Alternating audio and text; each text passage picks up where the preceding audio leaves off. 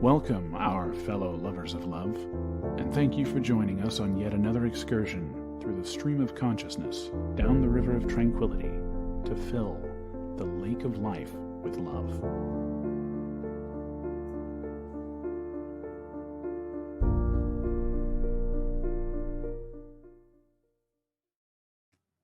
And good evening, Sacramento, the world, and the internet. Well, I guess that's the world, isn't it? Yes, it is. I mean, but hey, maybe there's aliens listening to us on the internet. You never know. I don't know. Maybe we're interesting to some far off. Anyway, that's a discussion for a different night. Aliens. You want to discuss aliens? Aliens. Yeah, sure. Why not? Let's discuss aliens. But before we discuss aliens, we're going to talk about the complexity of relationships, parentings, and work dilemmas. From a wife discovering her husband tells coworkers she's his sister, to a man afraid to confess his love to a friend who used to be chubby. We tackle your toughest relationships questions. We also discuss parenting challenges like explaining adult content to an 8-year-old and managing disagreements on baby sleep routines. Plus, we explore work-related issues such as dealing with a new boss's unreasonable demands and handling unwanted attention from colleagues. Oh, yay.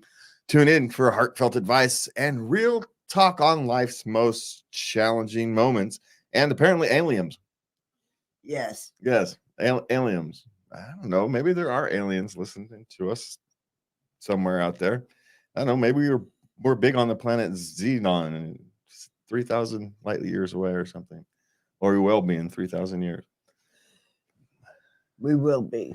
Well, yeah, depending upon how their technology works. I don't know. I'm not saying that I actually think it's possible. It's likely. I'm just saying it's not necessarily impossible. I mean, there's a lot of solar systems and planets and stars and whatnots out there. Yes, there is. So, I don't know. I'm not one to make those kind of wild judgments. So just to let everybody know here, before we go on, we will likely be running a replay next week, or we won't be running anything at all. If you're on a KUBU, we'll be running a replay. If you're listening to us on your normal schedule, we won't be here unless I feel like sitting down with one of the knuckleheaded kids of mine and doing a show. But we'll see how that goes. Probably not. Yeah. Who knows? Maybe we'll play some music on KUBU during our time. See how that goes. But anyway, Lubby's on vacation this next week. I'm going to see my sister. So that's why that's happening. And other than that, it's been a quiet week finally.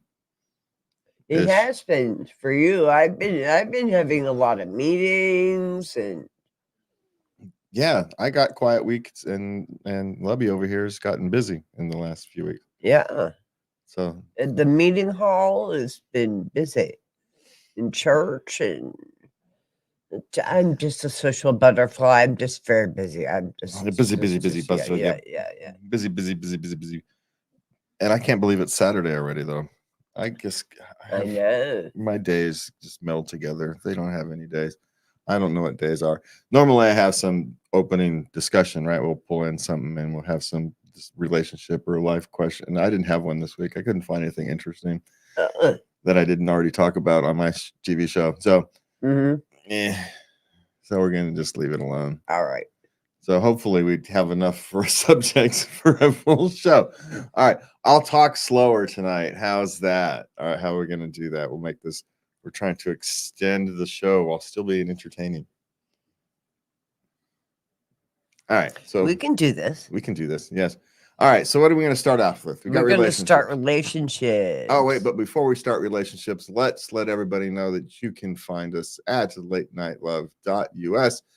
You can send your letters and questions to us over here at love@latenightLove.us. And you can find us on mostly Facebook these days, but YouTube and Rumble. I mean, our stuff is there, but mostly if you're going to talk to us on Facebook. For the moment, one of these days we'll get our website working properly. All right. What do we have next? I found out my husband has been telling his coworkers that I'm his sister. What do I do? What a knucklehead. Yeah, what's up with that? That's an interesting one. Okay, my question is, where does he work? There is an explanation for this if he's working in construction and that kind of thing. Why? Well, if she's not the most attractive person in the world, he'll tell him he's his sister because he's a shallow, immature knucklehead.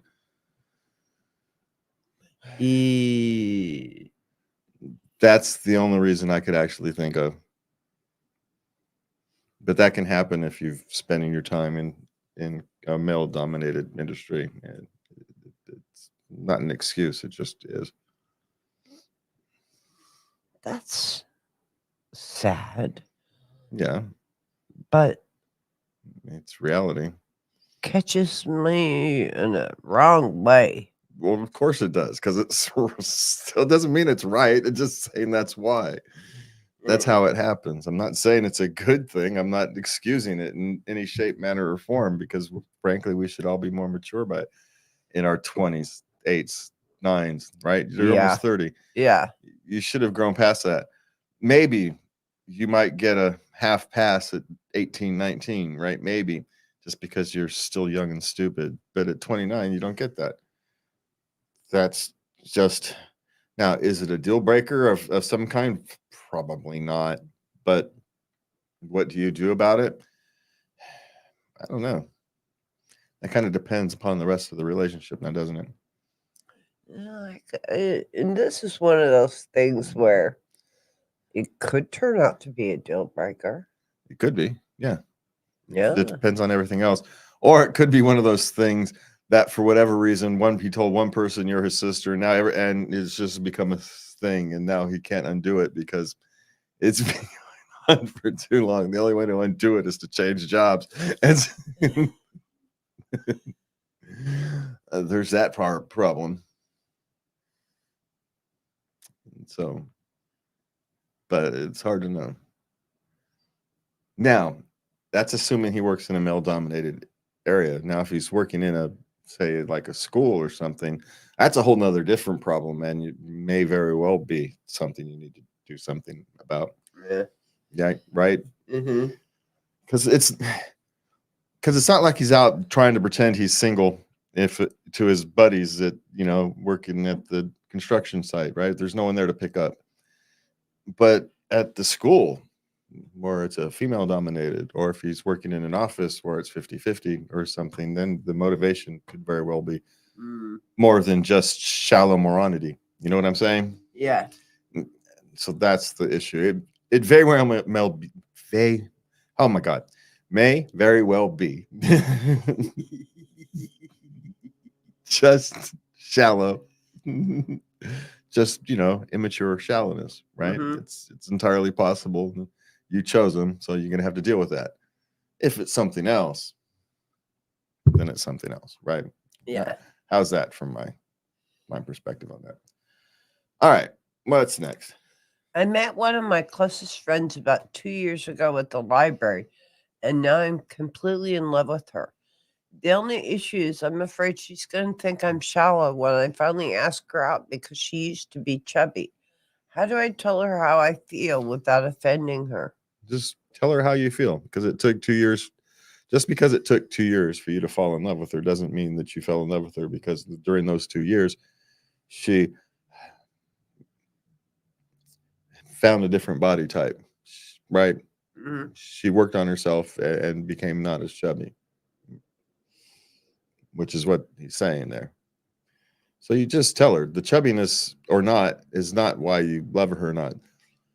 Maybe the confidence she has accrued from herself has been more attractive to you.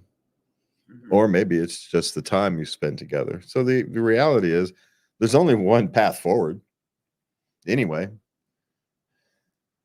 Yeah. You tell her how you feel, and if she brings it up, you deal with it honestly.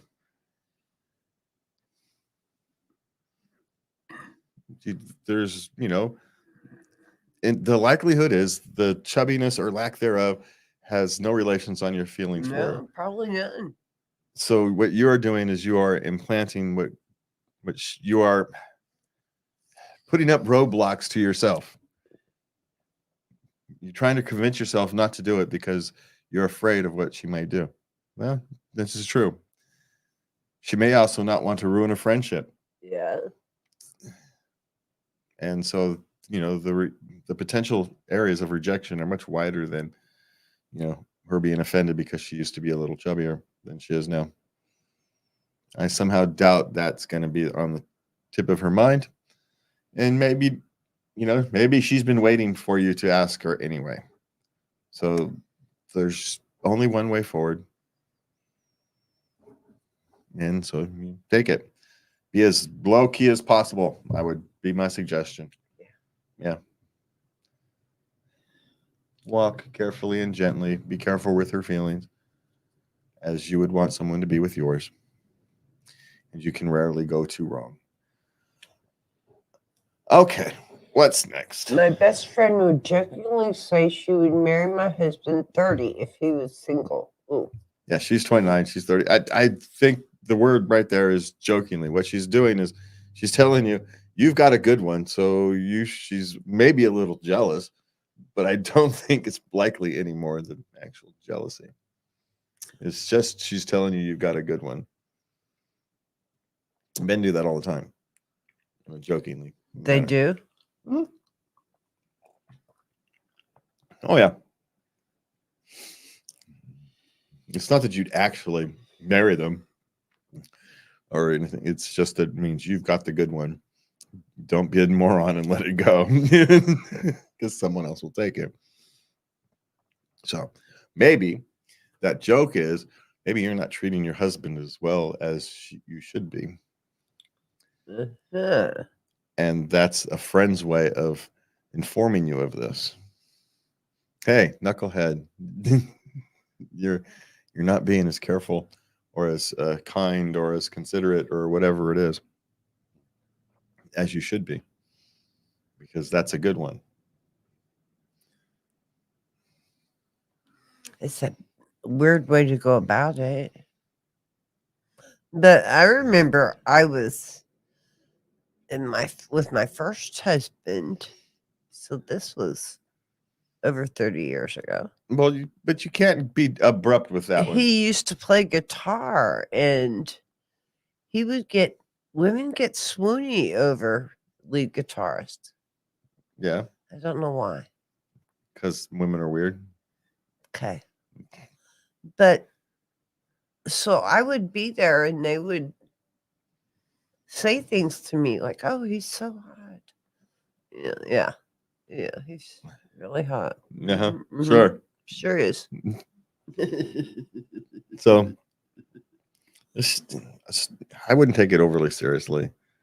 Maybe I might kind of re-examine. Maybe I'm being my best self. I'm pulling my weight in the relationship, because that's how a man would tell. Really, that's depending upon how the jokes go. That's generally how you're telling her, hey, you should probably be a better human being, because you're gonna lose her to somebody else who will treat her better if it's a continual joke. So now you're talking to women, but my guess is it's probably similar. She's a little jealous that you have a good one. She can't find one. And so she's letting you know. Maybe it's a sign that you should re-examine how well you are treating your spouse. Maybe you've become complacent. Happens to all of us. So, Okay, what's next? My girlfriend accepting dinner reservations with another guy the day of our 2-year anniversary. Yeah, it's only women that have the issue with the 2-year anniversary, and these people are 30, so they're above the part where they should be more mature than this type of thing, right? One would think, yeah. One would think. So, one is your relationship is more important to you than it is to her, right? That is, if the shoe was on the other feet, that's what their claim would be. Yeah. And so let's just leave it at that one. Now, there is the caveat that maybe she's a person who doesn't care about anniversaries and whatnot. And so then the real issue is, what kind of dinner reservations are these? Was she going to dinner with somebody? Is it a date? Is it a work thing? Who knows, right? Someone's in from out of town. So there may be a theoretical other excuse, but my guess is you would have said something. So she could be a person who forgets these kind of things. That is possible. It's less likely in a woman than a man. And so, it's not impossible, but it's generally not a good sign. No, not a good sign. I'm sorry. No, and if she did mess up, then I'm sorry, I will cancel, and we will right. If you forget, that's how you deal with that, right? You change your plans. That's just what you do as someone who forgets dates. If you make plans, you change them, or you alter them, or you do something if you can, right? If it's important, especially at 2 years, it's a little different if you're 50 or 37, right? No one cares about year 37 or year 17. It's not as important as 15, 20, 30s. But as you do know, we don't even know how many years we've been together. We keep messing that one up. Is it 14 or 15? I don't know. We have to ask Facebook, and that's the sad way to find out how long you're. Facebook says 14. Well, then I guess sadly it's probably what it is. I'm not good with dates, man. That's not my fault. Well, it is. I had that problem before the concussion, but now I can blame the concussion. And that's awesome. I just get to. Yep, it's not my fault. Yeah. Sure. Yeah. I don't know. What do you do about it? My guess is find a new girlfriend. That's my theoretical guess on that one. Okay. Yeah. I'm trying to give people breaks today, but I for whatever reason, that one seems like there's not a break to give. Okay. Okay. My boyfriend almost only has sex with me on my birthday. How do I tell him I don't want it this year? Okay. So you guys only have sex on your birthday, and you think that that's the day that. Just tell him you don't want it. My guess is it's not going to be as big a thing as you think it is.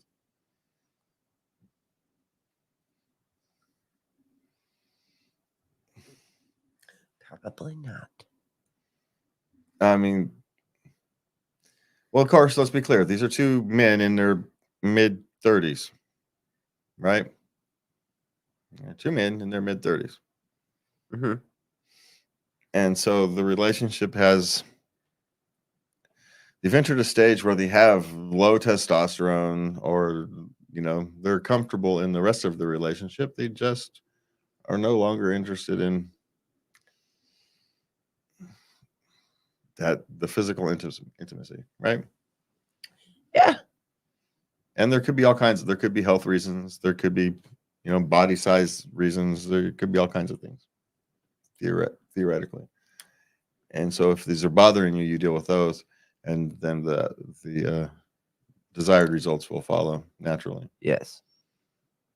So if it's bothering you guys, deal with what's bothering you. Maybe it's health issues. Maybe it is low testosterone, and there's pills for that. If it's actually an issue. Okay, what's next? One-sided open relationship. Seriously, this guy wants an open relationship, but she can't. She starts saying, she actually said, okay, but I have a few guidelines, And you're trying to control me. Yeah, she needs to go find a real relationship. My guess is she's not valuing herself. Look, I'm not particularly interested in people's sex lives, what they do or don't do at home. Everybody's all agreeable for everything. That doesn't seem like it's entirely all agreeable for everybody.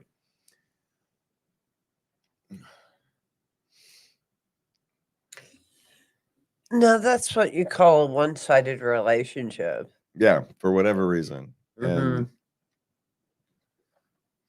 And hey, relationships can be strange sometimes, right?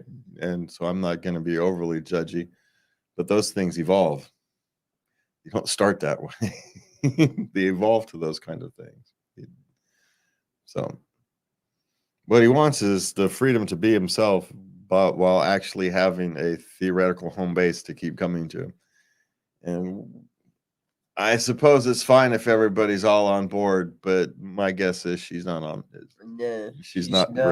She's not really on board. No, she's not. And so don't be. It's one of those things. If you have to be convinced and these kind of things, it's not that there won't be house rules, but if you have to be convinced, yeah, sure, let's figure it out, is a vast difference than, well, okay, but only under. Those are two different things.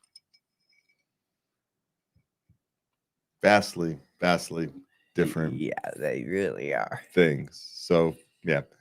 Tell her to find a new relationship. Okay, what's next? I just found out my husband was on Tinder on and off. He even sent explicit photos to girls. What should I do? That's an interesting one. Because he's in theory, he could just be feeling down on himself and engaging in almost harmless flirting, essentially. To build up his ego. Yeah. Is it acceptable? Probably not. But especially on something like Tinder, where it's kind of so easily for the public to see, so many people are on it. You're being awfully open with your attempts at self-satisfaction. So we say. That's putting it really out there. Yeah. Yeah. Yeah. So what do you do about it? Well, the question is, what does your instinct say? This is going to be one of those times where I say follow your instincts. If your instincts are telling you your husband is just feeling low, stressed, and this is some kind of goofy stress relief, right? Maybe your relationship has hit a long-term rut. So maybe there's way outs of this. And then again, maybe there's not. Maybe your relationship has been on the rocks for a long time, and this is just the final sign that, it's time to move on. The problem is, on a one-sentence question, I can't answer that. I think this is going to take some counseling. Probably. Because he may be dealing with some internal stress issues, right? And he's just it comes out sideways. If you push stress down for too long, it will come out, and it will come out in a warped ass way. Oops, I'm gonna have to go edit that. It will come out in a warped way. And so we're on late. I don't have to edit it. It's on a warp. So, and this is one of those things. So it may be he's actually dealing with a mild psychological issue, and maybe dealing with it before it becomes a mental health issue. A full-blown mental health issue is going to actually help him and your family and your relationship. Or not. Talk about a non-answer. Because there's just not enough information to have a good answer. That's true. In the gram, I would love to be able to say, oh, yeah, sure, easy, leave him. But we don't know what's at stake with that kind of a decision. Yeah. We don't know if he's just stroking his ego, or if he's actually looking for, outside comfort. And because those are actually two different things. One is something that can be dealt with and the other isn't, right? Yeah. So I don't know. I don't have a good answer. So without having more information, just maybe move forward with professional help is the best answer. Yeah, definitely. Okay, we're on to parenting questions. Yes. My 8-year-old looked up women's naked butts. So he typed it up on the internet, right, and on the Google search, and Yeah, because he's 8. Yeah. tell you, here's how you deal with it. Don't make a big deal out of it, because then it'll be a big deal. He's 8. He's just Googling. He's going to Google farts, and he's going to Google poop, and he's going to Google all these other things, because that's what 8-year-old boys do. As soon as he learn what these things are, he's going to Google them so he can look at a picture, and so he can go, oh, and it'll be done with. Until you make it a thing. The minute you make it a thing, now it's a thing. So don't get it stuck in his head. He answered his own question. Just move on. Now, if he was 12, 13, then it's a different issue, right? But at 8, he's just Googling whatever goofy thing comes to his head. Don't put too much into it. Just saying. Are they really that simple? Yes. Did you see this thing about the stick? I should have saved the meme with the stick. The stick sword. Yes, we are that simple. And it barely changes. You know? So just don't make a thing out of it is my suggestion. Right? Let it be. He answered his question, and move on. All right. Okay, kindergarten starts next week. What are the best and worst of what we should expect? Well, the best is when they come home so excited about learning something new. It really is. That's why you're going through all of this, for crying out loud. And the worst of what you should expect, I had 3 girls, and I sent off these lovely, charming little girls to school, to kindergarten, and they came back this grumpy little bear every day. Yeah. Yeah. Well. Yeah, there you go. There's your answer. I don't have much to add. It's just kindergarten. They're just kids going to school. Back to don't make a big deal out of it. It's just a routine thing, and leave it to be as a routine thing. Because not all kids are going to have the great experience that, some had. Not everybody's going to have the horrible experience that others have had. Quite frankly, most of them will have a meh experience through school. It's just how it works. And so what do you expect from that? Your children will grow, but they're going to change and grow at this age anyway, regardless of whether they're in kindergarten or a learning pod or fully homeschooled. That change is going to be as rapid as it was going to be anyway. That's just the nature of being 5, 6 years old, between 5 and 6, right? The difference between a 4-year-old and a 6-year-old is huge. It is. It's huge, and that's what kindergarten essentially is. It's where they learn to navigate that around other people going through that same goofy process. It doesn't actually sound like a bright idea if you actually think of it that way. Yeah, sure. Let's send a bunch of these 5-year-olds who can't control their emotions, have no idea how the world works.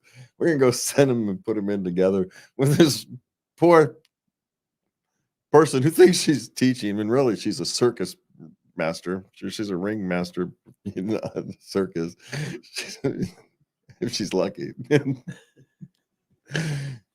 If she's not lucky, she's a prison warden. It's like, man, it just doesn't seem like a good idea to me. But we've all managed to get through it, so it'll be all right. Yeah, we do. Oddly enough, though, my kindergarten teacher was the only teacher I actually remember. We don't remember her actual name because none of us could say it at 5 years old. So we called her Miss Pretzel. Don't know what it really was. And she left us halfway through the school year to go get married. And that's all I remember about her. Really. Yeah. And all my other teachers were meh. We're forgettable. All right. Okay. Daughter constantly calls me to vent, like 3-4 times a day.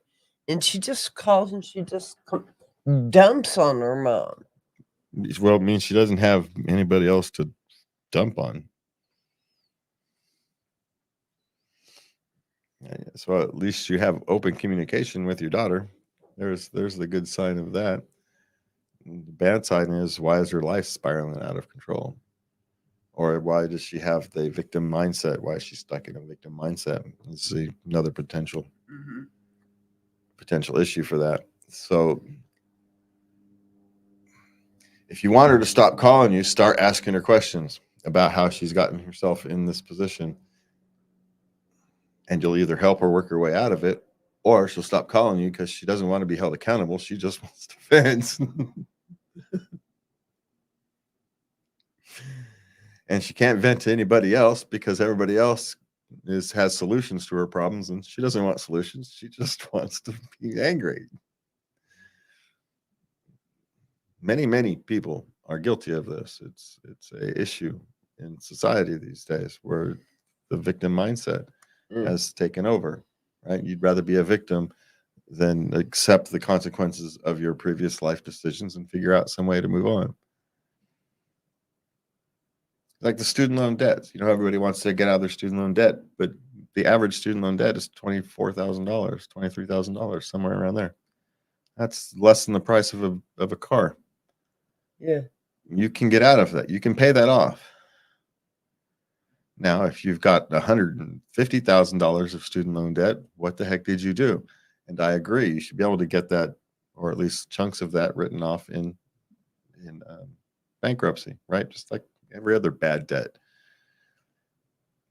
But you just want it written off, and that's not going to help, because you wouldn't have learned your lesson that, hey, I made mistakes. I didn't think things through when I was younger, and now I have to pay the consequences. We all have to pay the consequences. I had to buy a car at an absurd interest rate because I stayed out of the credit market for 20 years, right? That was a cost. Those costs have to get paid. And I didn't whine about it.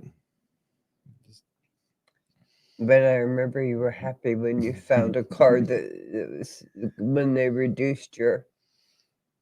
Yeah, well, that was a different, yeah. But still, the point is, find your ways out of these. Hold her more accountable, and she will either start to improve her life, or she will call you less, because what she wants to do is to vent and not actually deal with her issues. Or she's very, very lonely, which in that case, that's sad. And as a daughter of a 34-year-old, what do you do with that? As a mother of a 34-year-old, what do you do with the child that's very lonely? You can't go sign them up for exercise class at the community center unless you can. If she's lonely, maybe you go find a walking group or do something together, or something. Like, if she's close. If she's far away, you can't make her go to the to the community center, but you can offer the suggestions. So go down and learn shuffleboard at the community center, and go play with the old people. It's all right. They'll teach you how to play. Okay, what's next? Disagreements on when baby sleeps in own room. Okay, the baby is like 4 months old. Mm-hmm. She's breastfeeding, so the baby sleeps in their bed. Mm-hmm. But I know what he wants. He wants more alone time with her. Well, that's not going to work anyway, but this is about the time where you start having this discussion. So let's be clear. And it's not just to have more adult time. It's so you can start getting your life back, right? It's not even about it. It's just you want some sort of. That's not going to happen. Yeah, no kidding. We all know that now, but people don't know that on their first time through. They want some sense of normalcy, And you're right, you're not going to get it. But 4 to 6 months is about the time where you start having that real discussion about when this happened. Mm. And the question is, when that baby can sleep about a good 6-8 hours, that's when that happens. So really, it's baby dependent. So that's the answer to that question. It's got more to do with when the baby is ready to sleep through the night more than it is. Because that's when it's no longer it's needed to sleep close, right? No one wants to go stumbling through the house in the middle of the night to go feed the baby every 2 freaking hours. No one wants to do it, right? No one even wants to do it once. No. So, but once that baby's sleeping through the night, then you can have that discussion. Okay. Yes. So that's kind of where the line goes. Okay. So just as because it is best to get yourself back into a family routine to teach the baby to sleep, by themselves. Unless you're a cohabitating family, and I have no issues with it, then those are vastly different rules that I don't understand. But I'm not against it. I'm just saying those are vastly different rules that I don't understand. I don't know the timelines of those things, right? I'm ignorant of that, and so I can't speak to it. But as generically speaking, in this Western United States, Northern American traditions, about when the baby starts sleeping up through the night is about when it starts. You try to start moving them to their own room, so they don't have a problem when they're toddlers, and you're trying to move them to their own room. Okay. Because that becomes a much more difficult fight. That's the reason you want to move them to their room when you can, so they're used to it by the time they're able to walk and move around. Doesn't mean they're not going to come, and come into your bed on a lot of occasions, because they will as soon as they're able to. But that transition is easier the sooner you start it. Yeah. But That's true. But there's no reason to start it before it needs to start. So again, sleeping through the night is when you really start having that discussion. Okay, what is next? Okay. My son's friend is talking to him about religion and giving him gifts. She's worried that he wants something other than friendship. He wants something from her son. Well, he's talking about religion the same way someone would talk about sports or whatever interests them in their life. Your son's friend is religious. Some religions have more proselytizing than others do. It's kind of more of a goal. But maybe your son is asking questions. Have you dealt with your son's spiritual wants, needs, desires? They may be different than yours. This, and again, how old is your son? He's 12. And do we know what religion? Christian. Generic? Just generic. So they're not she didn't say. She didn't say Mormons or Jehovah's Witnesses or anything like that? No.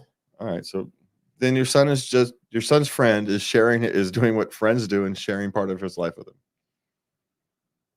And at 12 years old, friends give each other people gifts all the time, right? Baseball cards, comic books. It's routine. Mm-hmm. And you should encourage that. You should encourage your son to reciprocate. It's a friendship. It will develop on its own. Not all friendships end well. Not all friendships end badly. Sometimes they just kind of end quietly. Actually, most friendships probably just end quietly. They just kind of end. Everybody drifts apart. They go do other things. Life takes hold, right? So, I don't know. My suggestion is, if your son wants to explore his spiritual and religious side, you should join him with it. Not because not to become religious with him, but so he knows that you will be there with him when he's exploring something. Yes. You don't actually have to go inside to the, if he wants to go to church or something at some point, wants to go to a Bible study or a class or a meeting of some form, you don't have to go inside, but you can take him, you can pick him up. When he wants to talk about what happens, you can listen and ask questions like you generally would about anything else. and you still have the most time with them. If you do have an opinion on these type of things, you do get to, express that. But the minute you try to dictate it, what you end up is you creating a rebellion. And so my suggestion to him is let him explore if he wants to. If he doesn't want to, him and his friend will move on to video games or whatever whatever else they are. Whatever else children want to talk about, right? Video games, sports. At 12, and in a year or so, they'll be talking about girls. So, don't worry about it so much. My guess is her son hasn't had much exposure to religion. And so now he has a friend that has one. And so he's exploring it a little. Let him. It's the world. Trust in the work you've done. There you go. Yeah. Okay. Am I micromanaging the way my husband parents? He puts the children in front of the child in front of the TV. Well, it depends. There's different ways to use that theoretical TV. Lots of parents and lots of time to put their child. But how old is the child? 8. And during a certain time of day or whatnot, to occupy the child while you can get something else done. Right? It's not necessarily uncommon. My guess is it's not actually his go-to move. It's just because of a set of circumstances of timing. That's what he ends up doing, because the other options that dads would do probably aren't realistically available at that particular time for whatever reason. Right? Take him to the park, go outside, for whatever reason you can't do that. You can't go out and play baseball. You can't go out and play basketball. It's too late. It's too hot. He just got off work. His knees hurt. There's all kinds of reasons that things can happen. My suggestion is, don't micromanage your other parent. Would you want them to? And if you're worried about it, if you want him to parent a different way, create the opportunity for him to parent a different way. Create the opportunity for him to have a whole Saturday out of the house with the child by himself. There you go. Yeah. Hey, I need to do some deep cleaning this weekend. Can you take little Johnny off and just go do something fun for the day? I don't go to the movies, go watch a baseball game, whatever. Just encourage him to go off and spend some time. If you're really worried about it, encourage him to break the rut. You don't actually have to do any cleaning. Right? You don't have to do anything. Just tell him. They'll do it. Break him out of the rut. Men have a bad habit of getting stuck in a rut, and they don't know how to break it because they don't. Yeah, we're not always smart. Yeah, we're really something else. So that's why you need partners, right? So when you get stuck in a rut, you have someone who knows how to push you out of the way. I've been in ruts, and you have someone to express, "Hey, I'm concerned about you." They explain why, and then you get to choose to do something about it or not, right? That's how good relationships work. Well, so you, in a sense, you can do that, or you can just give them the opportunity to break out of the rut. The little love, and they'll never know you did it, and that has its own value. So, just saying. Okay. How do I explain to my daughter she can't come to her uncle's wedding? She's 7, and the bride and groom has said no children, please. Well, here's my explanation when I have children and people say no children at weddings, then the family doesn't go to the wedding.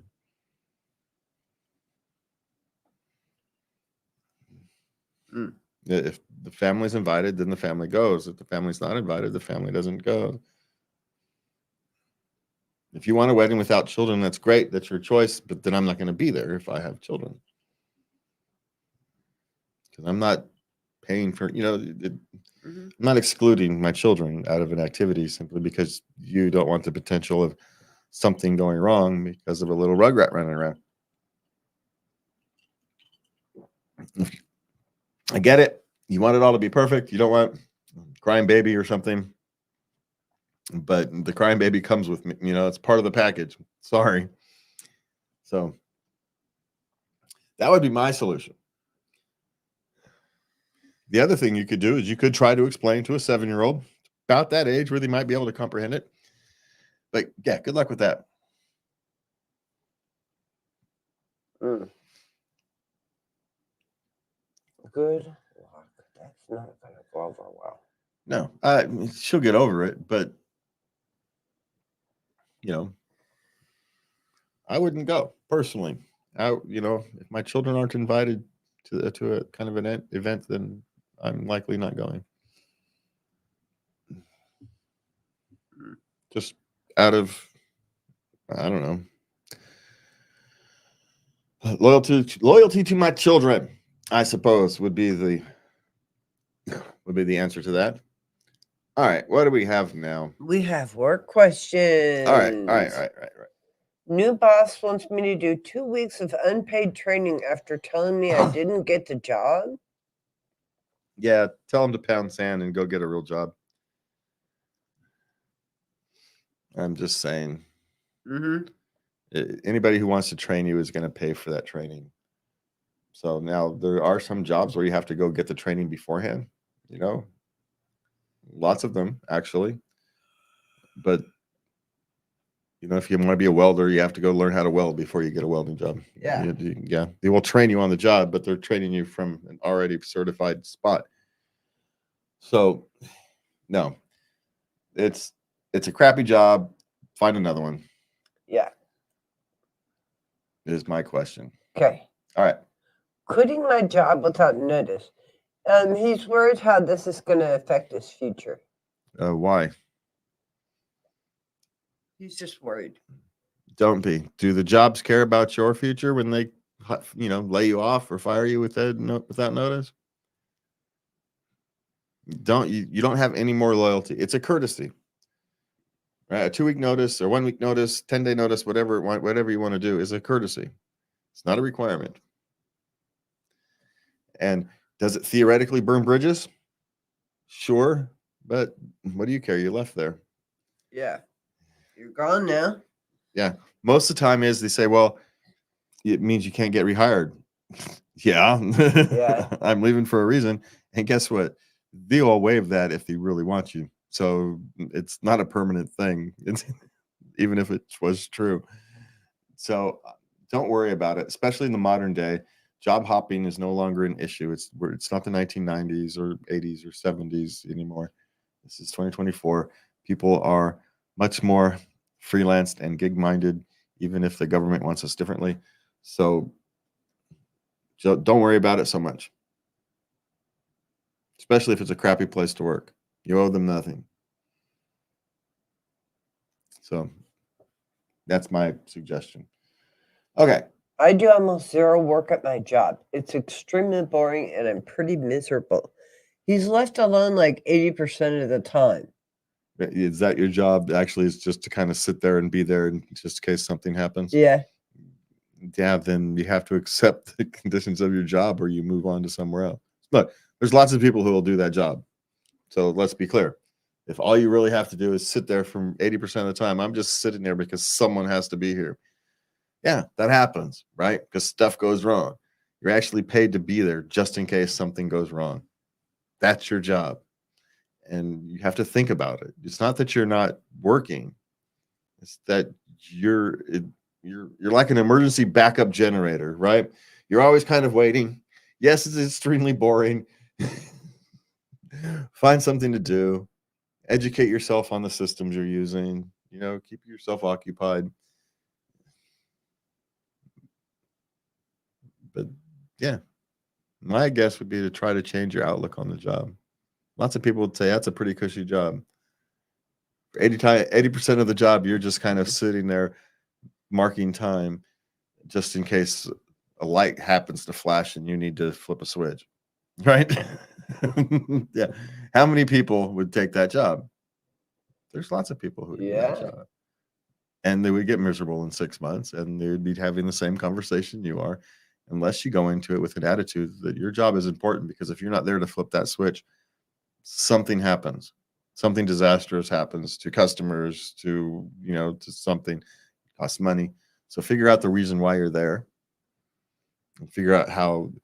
I mean, figure out, it must be important if you're there, if you're willing to pay for you to be there and do nothing, right? So you being there must have some importance. Figure out what that importance is. Now, theoretically, you should know. Your bosses should have told you. You should be already emotionally invested in that role. But figure that one out. Rediscover it. For all you know, if you're not there, a whole data center could go down. If that data center goes down, maybe a system of medical files goes down, and someone who's in surgery all of a sudden doesn't have their medical records available, right? Who knows? Yeah. It could happen.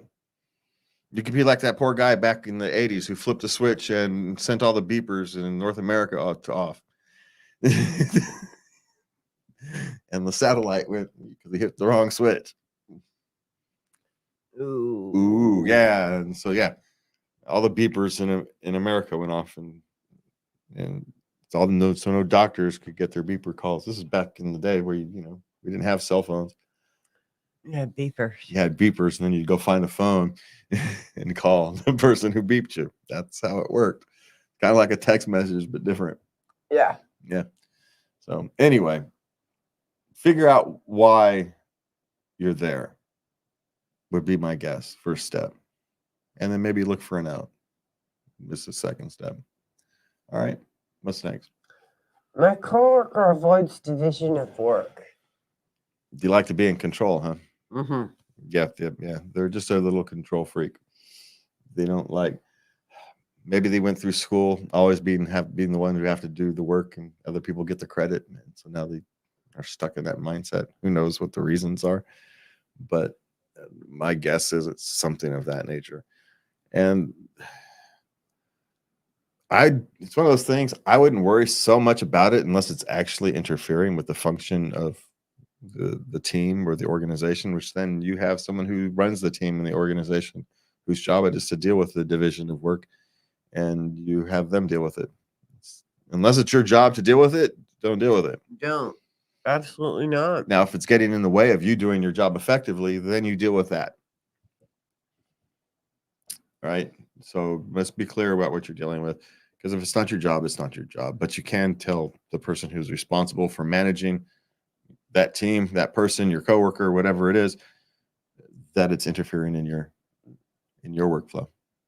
That's a perfectly reasonable way to deal with it.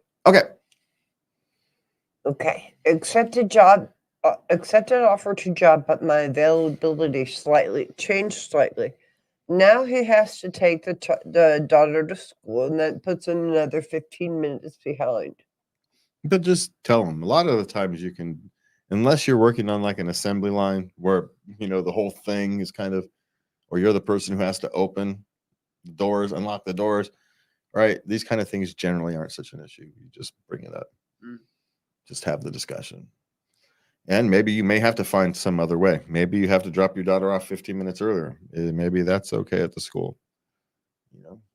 Lots of times we got to drop our kids off to school. They have breakfast. You could drop them off earlier. They could have breakfast at the school, or a preschool, not preschool program, but a before school program, right? Mm-hmm. Sometimes they have before school programs just for this. So maybe you can drop your child off earlier if it's a really good job type of thing. But my guess is start with talking to your bosses and dealing with, say, hey, this has happened. They changed the school times on me. And you can deal with it that way. It's usually not as big of a deal as we think it is. Yeah. Okay. Dealing with unwanted attention from older male colleague. Oh, unwanted attention from an older male colleague. That is so creepy, right? It really is. I'm sorry, but it is. And the problem is he probably likely knows the line not to cross, because the old creepy ones know how to do that. Yeah. Yeah. They really do. Or they're just overly friendly. Sometimes they're just people who are just overly friendly, right? And because there's a large age difference, it seems creepier than it really is. Yeah. Yeah, that does happen. But I'm going to go back to the more likely. That's that your older male colleague. The best way to deal with this is to be as upfront as possible.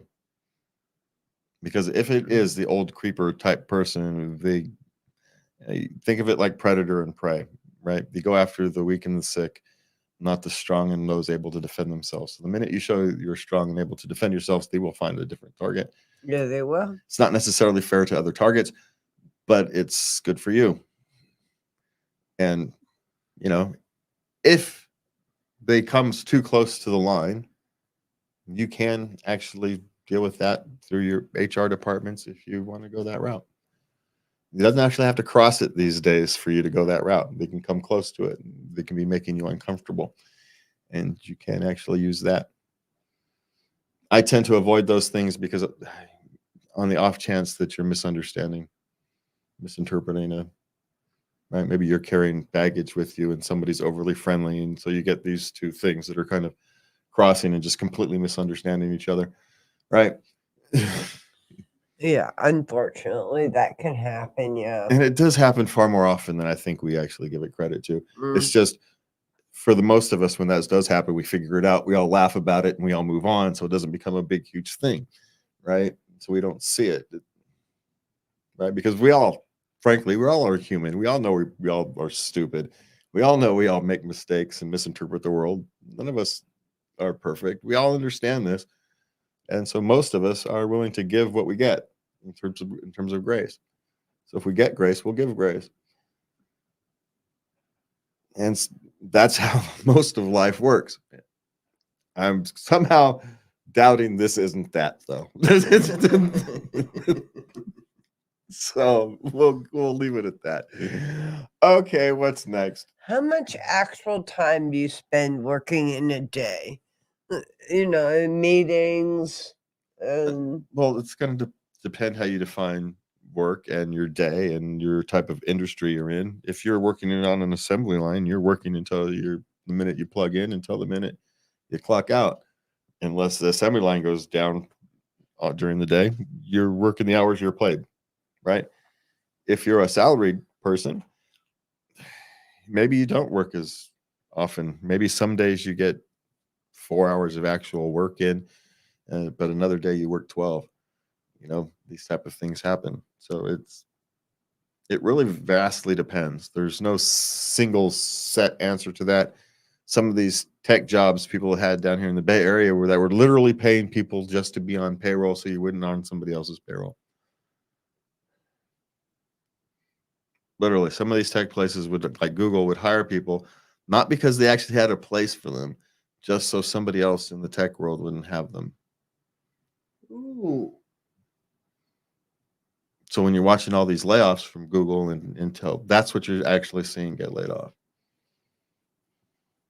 And the sad part of that is these people had an opportunity to develop their skills, while getting paid, and most of them chose not to do it. They took the paycheck and let their skills rust. Well, that was a bad career move. Yeah. So, because Google lets you have work 20% of your time on some project. You could have been spending all of your time on some project, and you could have invented the next great Google thing, but instead, what they did was collected a paycheck, which is understandable from a human perspective, right? How many of us would have done the same thing? Let's be honest. Let's be honest. How many of us would have done the same thing? Yes. So I'm not throwing stones, but I'm just saying, there was my guess is there was a handful who used the opportunity, but most didn't, and that's what I find most sad about all these tech layoffs and whatnot. All right, we're on to some intimacy questions as we roll through the night. Okay. All right. I always keep wondering what to say to a guy after he orgasms. I mostly just stare blankly ahead. For the most of the time, it doesn't matter because we can't hear or breathe anyway, so it's irrelevant. We're not going to remember, so it doesn't. You could sing Dixie for all we would care. It wouldn't matter.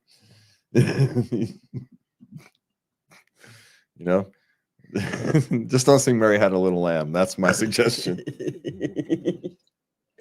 What's a respectable and non-creepy way to ask a guy if he wants to have casual sex? Hey, you want to go bang? There you go. That's all you got to do. Unless the guy's married or in a relationship, it's really pretty much all you got to do. Or your version of that. You know what I mean? You've got, all women have a style of way of saying that with a little more class than a guy would. So, You want to go knock boots?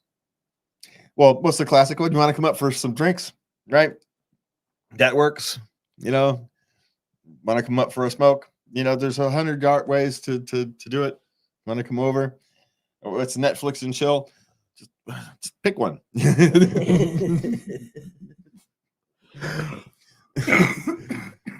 Don't worry about non-creepy or respectable and non-creepy way. Stop it. You're asking someone to come over and get to know your intimate parts. There's no respectable way to do it. You can go with non-creepy, but frankly, if you're dealing with most guys, non-creepy is not an issue. So heck, someone will like it if you're a little creepy. So knock yourselves out. How's that? Ew. I don't think you have to worry too much. You're not like going up to and approaching a woman having to do this. It's a vastly different. From what I understand, y'all are just happy to be asked. Pretty much. Now, some of us have higher standards and whatnot than others, but as a woman, ask 3 and you'll get 2 yeses. So, Okay. all right, what's next? My wife is almost completely silent during sex, and it bothered me so much. Like, is that routinely or was it new? It's new. Oh, that's in.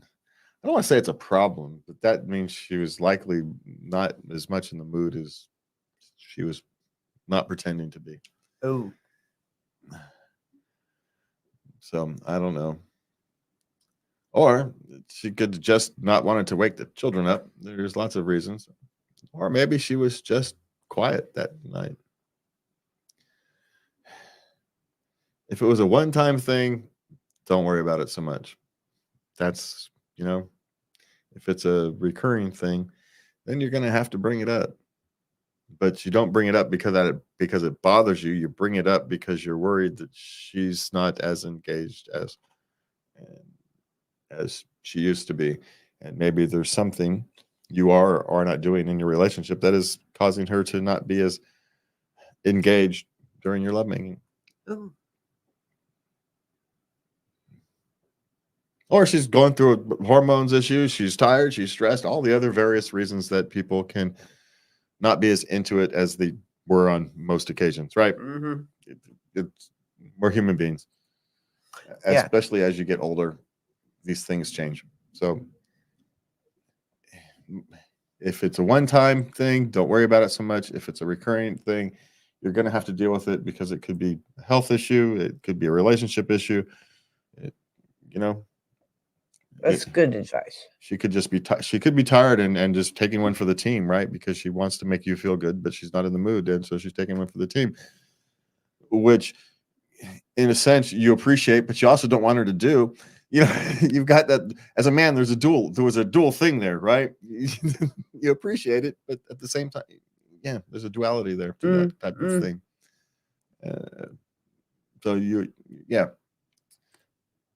So at the moment it doesn't bother you, but later it does. And so it's one of those things that there's, humans, we're weird. So yeah, we are. Yeah. So there's as good of an answer as I can give on that one, I guess. I like it. All right, what's next? Is coconut oil safe for masturbation and as a moisturizer? Well, I know as a moisturizer it is. Just stick with stuff that you can buy at the store for the just don't go into your kitchen for sexual aids. What about olive oil? Stop it. Just leave your kitchen utensils and your cucumbers and your oils in the kitchen and get stuff for the bedroom All right.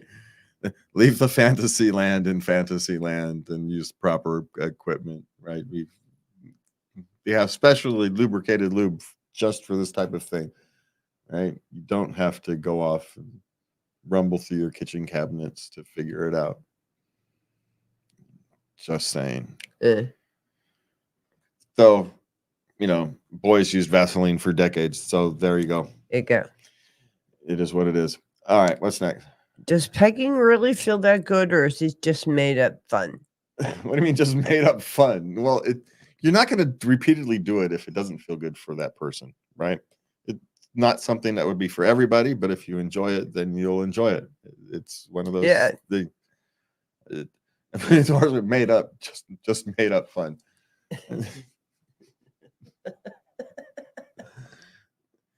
Well, put it this way: lots of gay guys can't be wrong, right? There's something there. There's something there, at least for them, and so it is what it is. Would you like it? My guess is no, if nothing else, because you're probably going into it with a wrong mindset, and that's going to destroy any chance of it feeling good for you. But even at that, that's part of the whole thing, right? So you can't just discount that as part of the process. So you're not likely a candidate. How's that? There you go. But don't worry about what other people are or are not doing for their fun. How's that answer, right? If they're not doing it to you, so what do you care? Okay, what is next? Okay, last question. My boyfriend likes to be on his phone during foreplay. Okay, what? He likes to be talking on the phone while they're, touchy-feely, and she's doing stuff, and he's doing stuff, touchy-feely. So it's like a weird voyeur thing? Yeah. Exhibitionist. Exhibition voyeur? But he don't get caught, Yeah. He might get caught. I get it. Who's he talking to? His mother or something? God, I don't know. Yeah, good Lord. That's kind of weird, I suppose, but it's not off the charts weird. I had somebody want to do that once. I was talking to my mom, and he kept trying to touch me. Ooh, I was so pissed. So I don't know. I don't know what to do with that one, frankly. It's because it's not so far off the chain where it's an easy one to go, that's way too far for you. It is what it is. But it's not something, if it makes you feel weirded out, then it's destroying the purpose of foreplay. So there's that. Yeah. Yeah. So that's my suggestion. Turn his phone off. There you go. That's a good advice. Yeah. Leave the phones in the other room, in the living room or whatnot. It's always a good suggestion, actually, these days, which is actually not as bad as I thought. I figured that it was going to be, he was like watching porn or something on his phone. No. So see, I thought it was something worse. So I'm not sure that's how much better that is. It just seems better to that than me. I don't know why. Just think that seems less offensive to me. I don't know. Lots of people use porn as part of their foreplay, but watching it on your phone seems like, unless there's this kind of got this power relationship thing going on, which then I could understand it. But anyway, we've gone way too far off the rails on this one. What do you do with your guy on his phone? Put it away is my suggestion. If it bothers you, you're going to have to stop it, because that's just ruining the whole point of foreplay, right? If it's distracting you, then you're not going to get in the mood, and what's the whole point of the foreplay? So, yeah, tell them it kills your mood, and so you can't. That's the way to do it. Okay. And that is it for us tonight. I want to thank you for joining us, Lubby. Thank you. We will see you in a couple weeks. And for you guys, please remember to love everybody. Have a good night. Oh, I said that wrong. Have a good night, and please remember to love everybody. Bye.